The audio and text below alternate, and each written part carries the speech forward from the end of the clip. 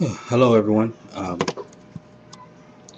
I was doing just some research on YouTube when I saw some things, and I started asking myself if well, actually, I'm not sure if it was just the Lord that kind of just laid this in my heart, or what, but I just kind of feel like I need to say this. I'm going to tell you um, three different dreams.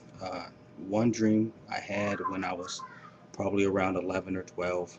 Um, and that dream in that dream um, I would say 40 to 50, maybe more like 50. I think I even had gray hair, and I was standing on this platform next to this guard, and the guard said, well, I said, you either live with us or you die believing in your God. And um, and I said, well, it looks like I'm going to die. And right next to him was a guillotine. And then the dream ended.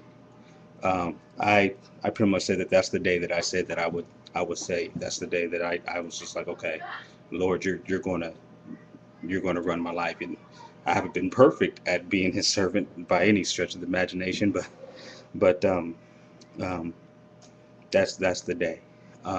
Then another day, I was, let's see, it was in '99, so I guess I was around 22, and I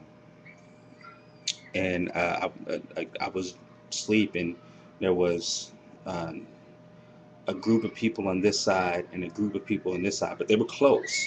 But there was a line drawn in the sand, and blood started dripping right down the middle of the line. And basically, it was, "Are you ready?" Um, and that was the end of the dream. A few years later, I got another dream. Um, except this, and it was just similar to the second dream. It had people on this side and people on this side again, except um, the blood was already there, but it became a wall. And as the years have kind of gone on, the Lord will keep giving me kind of quick glimpses of what going on,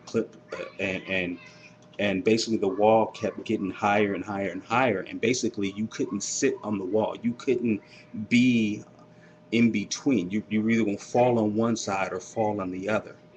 And the wall just kept going high. And now over the last I'd say a year, the wall is widening. It's just getting wider, and the people are getting separated.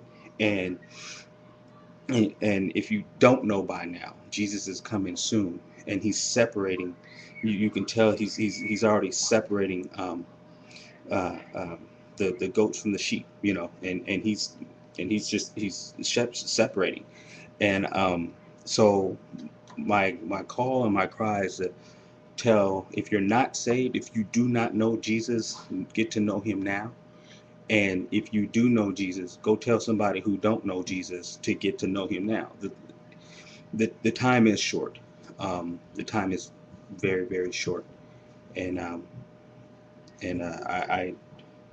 I encourage everybody that Jesus is a loving God, but if He still has a time and place for things, and He's like, hey, I'm still coming.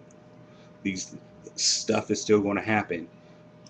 He's given us time to go and tell others about His glorious kingdom and how great it is, and just the simple fact that we'll be with Jesus. Just, I mean, that's our reward. Being with Jesus is our reward, and then on top of that, He blesses us with other stuff.